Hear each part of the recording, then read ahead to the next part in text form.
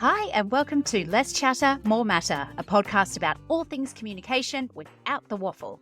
I'm Mel Loy, and in this show, I'll give you short, punchy, practical communication tips and insights you can start using in your communication practices right away. I'm a former corporate communication executive who happily took a redundancy, started my own business, and never looked back. These days, I use my 20 plus years of experience to guide organisations of all shapes and sizes in how to communicate more effectively. I'm wife to Michael, auntie to 12 nieces and nephews, a gym owner, group fitness instructor, yoga teacher, and a bunch of other things as well. I promise these episodes will always be short, sharp, and insightful. So let's get amongst it. Hi, everyone, and welcome to another episode of the podcast. It is brilliant to have you tuning in for another week. There is so much going on right now, but it's all very exciting stuff. In a couple of weeks, I'm heading back over to Singapore and Malaysia to run some workshops, so that's cool. And then I'm off to Perth for a few days to accompany my niece to a national athletics competition. She got in for pole vault, which is also very cool. Long way to go for a pole vault competition, but hey, I'm there for it. Then, of course, there's getting the book ready for publication. So if you've been following on the socials, you'll know that I have been writing a book on change communication, and the first draft of that is done. And I've got some lovely people who are doing an early read of it for me, just to, does it make sense or is it trash? So that's awesome. Once I've got their feedback, next step will be to tidy up the draft and go again. And of course, I have kicked off the first webinar of our Fresh to Freelancing program. So we had the first session this week with 7 amazing people who are looking to get into freelancing or consulting of some description. And that was super fun. So yes, it's all very exciting. But amongst all of that, I'm running a business and we are working with some incredible clients on some very fulfilling strategic projects, which I absolutely love. And part of working with those clients is, of course, providing advice on the most effective ways to communicate with their audiences. Now, if you've been listening for a while, you know I am a huge fan of visual communication techniques because they resonate with the majority of our audience members. And one of the most popular of those techniques is, of course, video. And whether you are a solopreneur, a business owner, you work in-house or for an agency, as someone who needs to communicate, you really need to consider where video will fit in with your mix. It is a very powerful tool for showcasing your brand and what you offer, but also for building a real sense of trust with your audience. Now, I know video is still a bit of a mystery to many people, and for some, we may not even know where to start, especially if we think we're lacking the resources or the time or the money we think we need. So that's why on today's show, I have interviewed the very excellent Joseph Bobadilla. Joseph is a civil engineer turned creative entrepreneur, and he was born in Papua New Guinea to Filipino parents before moving to the land down under. And he has had a lifelong passion for the creative arts. He enjoys playing music, playing with graphics, playing with cameras. And so he ditched the civil engineering and ended up running Brown Fox Media House, which he founded in Brisbane when he moved here from the central Queensland area in 2019. And he has just loved the ups and downs of starting a creative business from the ground up. So Joseph and the team at Brown Fox Media House help brands to get more out of their ideal clients with artfully crafted content. And they understand how to blend creativity, business, and human connection in just the right way. Your perfect first impression, they can create that for you using video. And I've seen Joseph's work. It is really fantastic. He has a real knack for using video to tell great stories. So in today's episode, I have picked his brains on everything from the big mistakes people make to video to the top tips you can use to get started, even when you're on a budget. We also even dabble in some of the ways AI is transforming video and how we create it. And he shares some really, really wonderful insights and tips that you can use to get started straight away. So get ready to take some notes and be inspired to give video a go. Here's Joseph. Hi, Joe. Welcome to Less Chatter, More Matter. Hey, Mel. Thanks so much for having me on this afternoon. It's a pleasure to have you here, and I'm excited to have you here as well. So, for those of you who or our listeners who aren't aware of who you are and what you do, could you give us a little bit of background here? What do you do? How did you come to develop your expertise in that space as well? Yeah, well, like most, it's probably a long story, but I'll start by saying that my name is Joseph. As you've introduced, my business is Brown Fox Media House, and we essentially help brands to get more of their ideal clients with artfully crafted content. So we do professional video production and photography for brands and businesses. And the super short version is that I am a civil engineer turned creative entrepreneur. So happy to unpack that in however way you decide. Well, yes. How Yeah. do you become a creative entrepreneur from civil engineering? They seem like two slightly different fields of expertise. Slightly different. Yes, just by a long Just a shot, little. but yeah.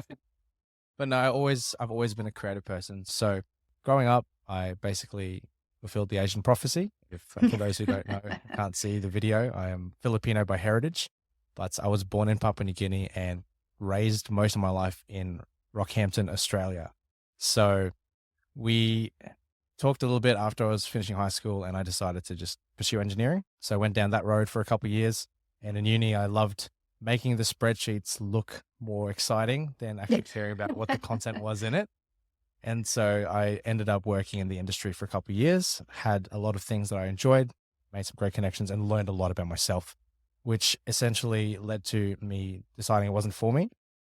And then over a couple of years of rediscovering my love for the creative arts, I figured out that I could actually make it a career. And that started the journey towards what is now the current business that I'm running. And when I moved to Brisbane in 2019 from Rocky, I just started this business with no prior business experience or successful business experience and no contacts in a new city. And thankfully, very grateful that 5 years later, it's still going. And we've worked with some incredible people and brands on some amazing projects. And we know that visual communication tools are so powerful when it comes to getting your message across and resonating with your audiences. But can you tell us, as the professional, why is video such a powerful communication tool? So, as humans, we're really limited to communicating in the time and space that we are in any given moment, right? So, in person, that is. So, essentially, like exactly what we're doing right now with video, it unbinds us and our businesses from any limitations of time and space. So, what that means is that anyone, anywhere in the world at any time can see, hear, and experience anything that we want them to through this incredible medium. And that, in essence, is why I believe it is the most powerful communication tool that we have today available, and more people should consider using it. What do you think is stopping people from using it? I really believe that if you don't grow up with something being the norm, it takes time to adopt it. And so, the generations that are Gen Z plus or earlier now, they're the younger ones, they are growing up with smartphones in their hands and really pointed at them at all times. They're probably not going to have this problem. But for those of us, myself being a millennial and those of us who are a little bit older as well, it just wasn't the norm. And so I believe that it's just something that people struggle with because it just takes time to get used to the technology and the medium of, and feeling comfortable talking to a camera. I absolutely agree. And as you say, it is just something we need to coach people on a lot of the time. Certainly the media training I've run for people over the years, a big part of it is how to talk to a camera, not the journalist behind the camera necessarily. And actually, I do want to circle back a little bit on this technology piece a bit later in our chat, just thinking about the fact that we have these video AI tools coming online as well. So, and how you think that might impact. But before we get there, can you give us some examples of where you've seen video make a really big difference to people's understanding and engagement? 100%. I mean, that kind of ties in almost beautifully with what marketing is essentially. Like two stages of marketing are understanding and engagement, really. We've had clients that have seen results that of people hearing about their businesses and actually even converting, because the videos were crafted in a certain way to actually get to through the entire customer journey and just book them without having made any prior human contact. I've had a client in a networking event, and then someone walked up to them and immediately started talking to them as if they knew who they were and that they'd met before. Yeah. And my client was a business coach, and she was, just playing along with it. And the person who had walked up to her, actually just wanted to start talking immediately about how she could work with him. We've had clients who have had to pitch ideas overseas and successfully do that because they can communicate it via video. And even outside of direct business, having clients that have increased and improved their recruitment efforts, because now they can showcase their workplace culture, they can showcase the people behind the business and the why.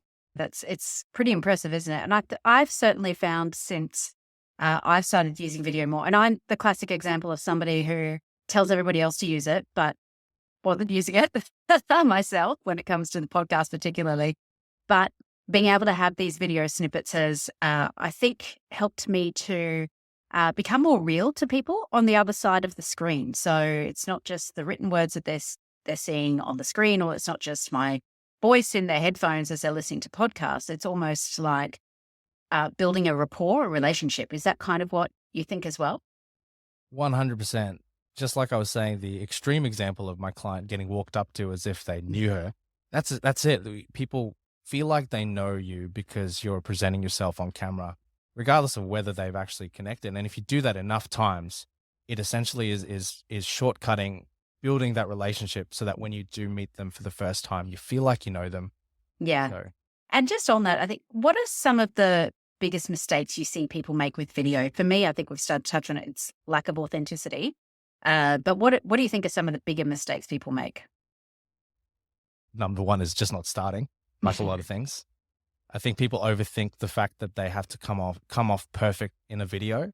And yet, again, just being real is really powerful. So things don't have to be written, especially just for small businesses in particular, but I suppose it still scales to a degree to larger businesses and organizations. Like, you still have people, like, it doesn't matter if it's a business to business or a business to consumer business, it's still people to people at the end of the day. People want to see and hear from and deal with people. So to not put yourself in front of the camera, you're losing a little bit of that, or actually not a little bit, quite a lot of potential trust and connection that can be made. So Yeah. And look, I agree. I've worked in some big organizations leading up comms teams and working directly with CEOs who, we say we want to do a video, particularly to staff, right? It's in those big organizations where there's tens of thousands of people. The CEO cannot possibly have a conversation with every single person face to face. So video is really, really important. But then I've worked with CEOs who needed the teleprompter and had to do the piece to camera. It was all very boring and straight and did not resonate. And then I've had others who literally just filmed it on their phone from home going, "Hey, everyone, here I am, lockdown, blah, blah, blah, blah, blah." And it was that authentic homemade version that always performed better than the teleprompter, the tie, the corporate setting. But just getting people over that hump of the safety blanket of having the teleprompter has been a challenge. Absolutely. But that also leads me to kind of talk a little bit about why TikTok is so powerful as a platform today. And I don't profess to be an expert on TikTok as TikTok, but I do understand that it's really showing the power of authentic video in terms of having polished content on TikTok actually isn't what's important. Yeah. And again, it's an example of one of these new channels, right, that has taken the world by storm. And as you say, like, anyone can use it. Anyone who's got a phone can create content in a video format. Like, it's a perfect example of that. I mean, I must admit, I just lurk on there, and most of my feed is cat videos and comedians. But it knows it's learning. So on that, what are some of your 3 to 5 top tips for creating a really great video? Yes, great. Look, we can explore this a number of ways. I want to break it down into maybe at least three categories. So if I was to say, number one, a practical tip would be, just like we've alluded so many times, like, it's not public speaking. So talking to a camera is not natural. It's not natural. I've seen incredible public speakers struggle in front of a camera. So I think number one is practice until the camera actually feels like it's a friend. There's actually 3 ways that I would recommend even trying this. Number one would be video journaling. So for yourself, picking up your phone and just talking to it about your day, just hitting record on video and saying, hey, this was what I did today, or this is something that happened in my business, and not for anyone else's eyes except yours to practice. The second one would be, the second stage would be setting video messages. So we can email, we can text, we can phone call, but try send a video to someone when you're trying to communicate rather than leaning on text. And then third would be, the next stage would be playing with the story feature on social media. So people are seeing you, speaking to your audience, but it's temporary. So it's only going to be up there for a day, 24 hours, but you'll have the reps that are required to start learning to speak to camera. And a quick throwaway tip, one thing I've started to do is, rather than actually using my phone on the selfie mode video, I'll actually turn it around and record the other way, because that trains you, or me, that trains us to look at the camera lens, which is a major pet peeve that I have when I look at people's videos, where you start glancing at yourself and so your eyes starts to look off screen, off camera. The second major tip that I would, or category, would be technical. So on a technical level, having good audio and an understanding of good lighting is actually more important than your gear. So again, we can make an incredible video podcast or even just record a message with a phone. You don't have to stress about getting a high quality, expensive camera, as long as you know how to get the audio to sound good, because most people will bear through a not good looking video, but it sounds good, but they won't sit through a video that sounds horrible, no matter how good it looks. And then an understanding of lighting is probably the next technical level of how to make a camera image look good. And then the third major category would just be purpose. So if you're starting to make videos specifically about your business or your brand, asking the question of why. So why are we making this video? But even further than that, why are we, like, what's the business goal here? And so rather than thinking, what video should I make? We can even start with, what are the problems in the business, or where are we headed? And then from there, that would be a really good practical way to start unpacking the content you should be creating. So more of a strategic approach, less tactical. Would that be one way of summarizing it? Yeah, that would be one way of summarizing, at least if you're thinking about doing it more purposefully for your business. And that is, a little different to the idea of just recording things and practicing for practicing sake. I think if you're starting to put things out for the business, there should at least be a little bit of thought behind it, a bit of a plan. Yeah, some purpose and intent, I suppose. Like, what's the outcome I actually want to achieve? And which is what we speak with comms in general, right? Like, who are you talking to, and what's the outcome you want? What do you want them to know, feel, and do? And once you start with that, it's like, okay, well, let's work backwards. How do we get that result from what we're doing? 100%. So not every business, of course, has the cash or the resources for hiring people like yourself. How could they get started with using video without the professional help? Yeah. So again, touching on the whole idea of, you can and should be making videos with your phone. If you have a mobile phone, you've got the tool that you need to be able to start making the videos for your business. I would say as a general guideline, again, not science, but I would say that at least 20% of your first impressions content should be done by a professional, but the rest of your content you can definitely make on your phone. And so again, circling back to the idea of start with what you can get a quick win out of, starting by making those video stories. And if you're starting to feel a bit bolder, recording your reels, recording videos for TikTok specifically. And then one of the things that maybe I'm skipping a little bit around, but if you go down to the customer journey to, I suppose, when you're doing your sales funnels and you're doing things that require you talking to your clients or your potential customers, guiding them through your process, you can actually make really useful phone videos. They don't have to be professional, just to create touch points along the process. That's a really practical use case to just start using video yourself. And again, you don't need a professional to do this. If you've got a phone and you know that you're going to get the same 5 to 10 questions in every sales conversation you have, just try record it and then send that and just see how you go. There's so many use cases. You could even go into, say, if you want to say recruitment and onboarding staff, like you can write the SOPs and write write instructions for them. And you can also record videos, to show them the processes behind, the actual things you're doing, and just starting to get in the rhythm of using video as a tool and not just even thinking about it as just for marketing. So Mm. I really love that idea of, how to use it in a way that supports your everyday operations. And as you say, those repetitive tasks or those repetitive questions and answers that you're always going through, that's a great idea. Just record the video. You only have to say it once and then out it goes to everybody. And I think what I also picked up here too is there is a bit of a spectrum, doing it all yourself. But then, as you said, there's this first impressions content that could be done professionally, right through to professionalizing the whole thing. Can you talk to me a little bit? What do you mean by first impressions content? Sure. I mean, that's a phrase that maybe I've just made up in the last couple of weeks for myself. If it works, it works. It works. Yeah. Essentially, if someone was to do their due diligence and say they did find you, what would they see when they inevitably go through the customer journey, when they inevitably go to your website and start to do the research? And so that would be videos that represent your brand, your business, and have the key messages to provide a very solid first impression that sometimes only a professional can deliver that.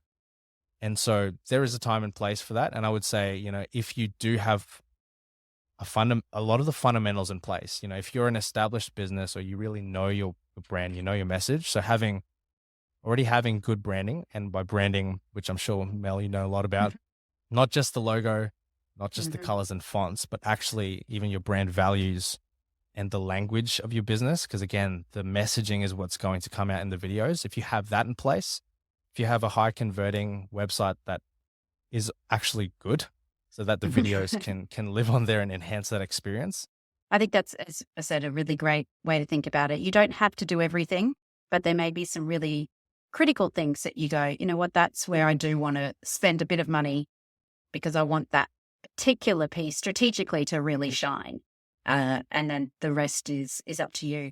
I want to come back to, I mentioned earlier the use of AI, and something that's absolutely crept into, well, not just crept, a tidal wave that's flown over the edge of the communication sea, with the, things like ChatGPT, Google Bard, all the tools in Canva.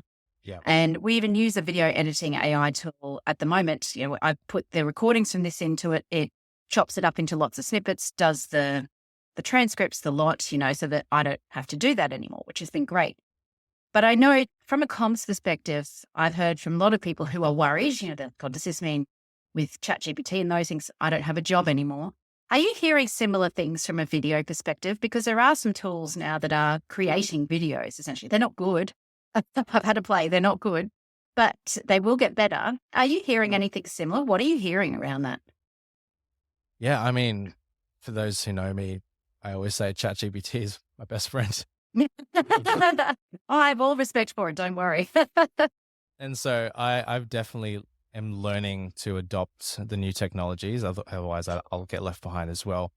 And like you said, there's still a lot of rust around video because it is a bit more difficult to do, generate a video. But having said that, it is coming a long way very quickly. And I do use probably a similar tool to what you do to do those things efficiently. That would take a video editor a while to do, those cutting down of the long form videos into short form.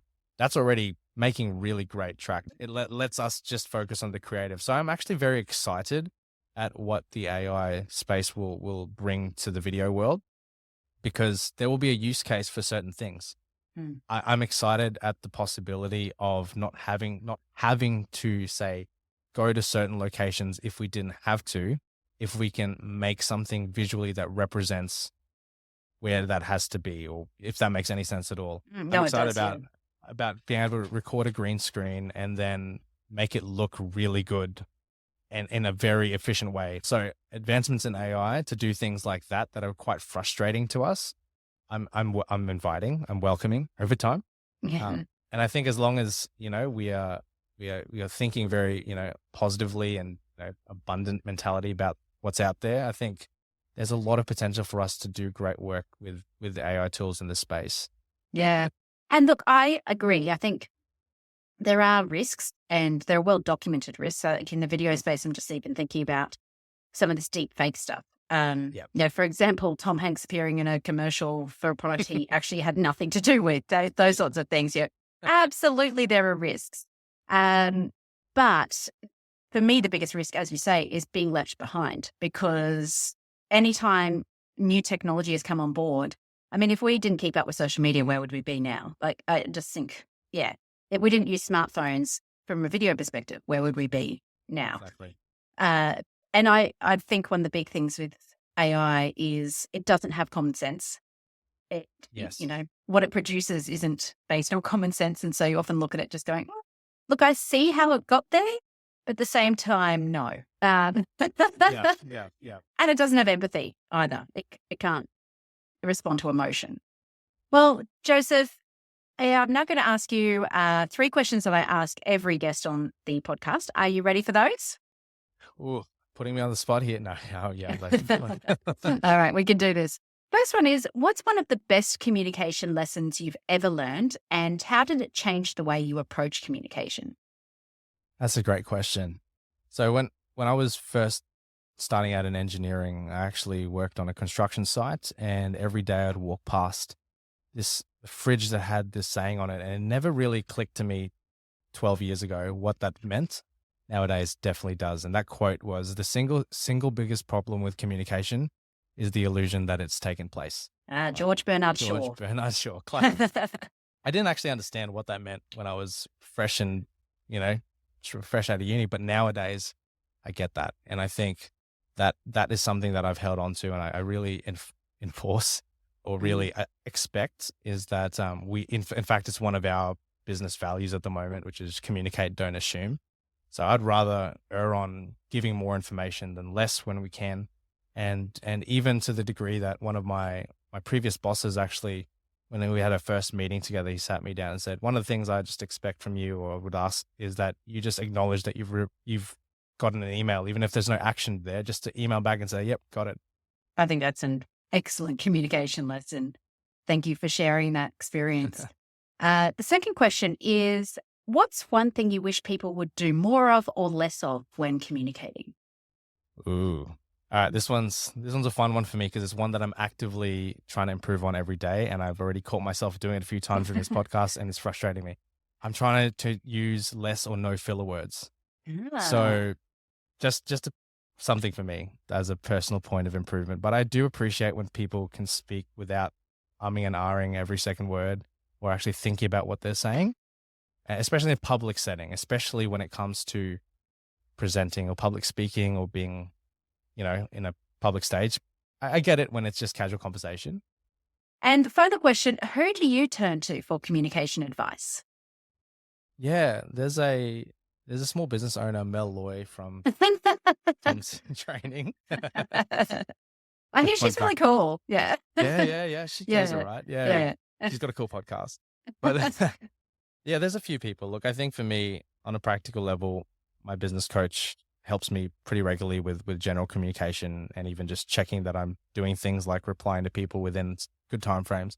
But for me, I personally, I have a perspective that I always look to best practice in every area of my life, and just see if someone's doing something really well. Well, Joseph, you brought a lot to the table this afternoon for this podcast episode. So thank you so much for sharing your wisdom and your knowledge so generously. If people want to find out more about you and your business, how can they do that? Thanks, Mel. And so with our business, Brown Fox Media House, you can find us on just about every social platform. And then personally, you can find me on socials at I am Joseph Bobadilla. So fantastic. Yeah, thanks so much for having me, Mel. Oh, thank you again for sharing. And I look forward to seeing more of your work popping up on all the socials over the next few months.